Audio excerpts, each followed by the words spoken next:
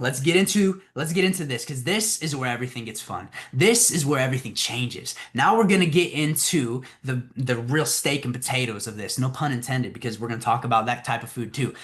But I needed you to understand the paradigm shifts before we can get here, because now we can truly create change. I'm going to give you the tactics. You guys ready for it? You guys ready for the strategy and the tactics of exactly what to do? If you guys are ready, say I'm in. Let's do it. Let's do it. All right, so first thing, guys, the gut-brain axis. This is something that is truly, truly so impactful. So many of us don't understand why we aren't losing weight, why we're stuck in the body that we are. We know we got to exercise. We're walking, we're working out, we're doing all these things, we're eating healthy, but still nothing's changing. And we're still frustrated. We still have fatigue, self-doubt. We still have brain fog. We still have all these things that are stopping us from feeling our best and being our best.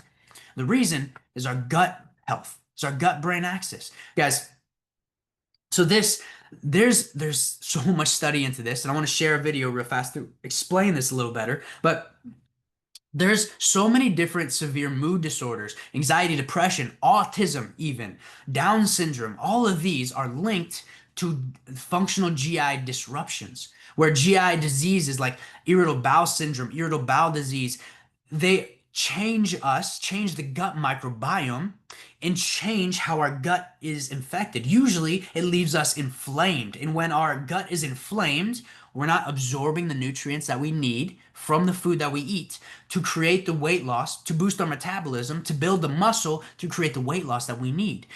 And when our gut's inflamed, it's sending signals to our brain. That's the gut-brain axis. Did you know that there's 150,000 neurons in our gut? You guys ever had this whole concept or ever heard this? I got a gut feeling about something. Maybe you had a gut feeling about coming here.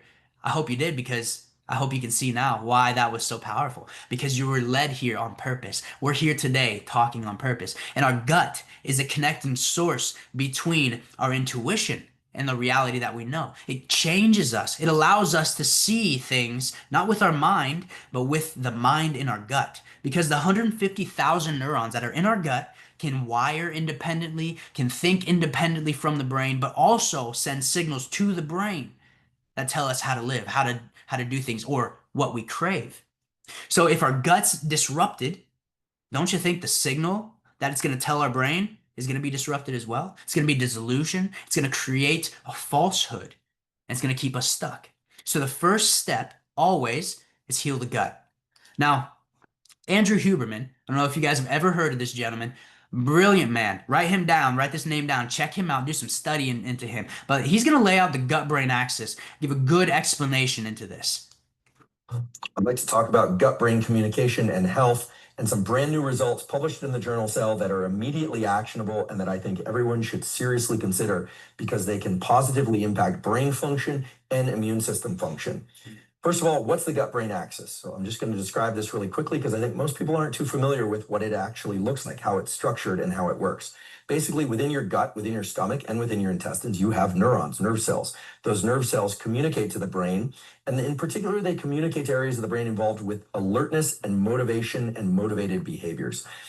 For instance, the VTA, ventral tegmental area, that has dopamine neurons, when dopamine is released, then in general, people feel more alert, they feel more motivated, and they seek out, in this case, whatever foods led to the release of dopamine.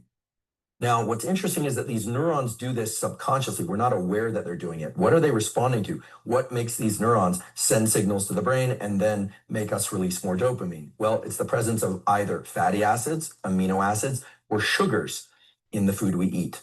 So fatty acids from fats, lipids, amino acids from proteins, and sugars from various types of carbohydrates.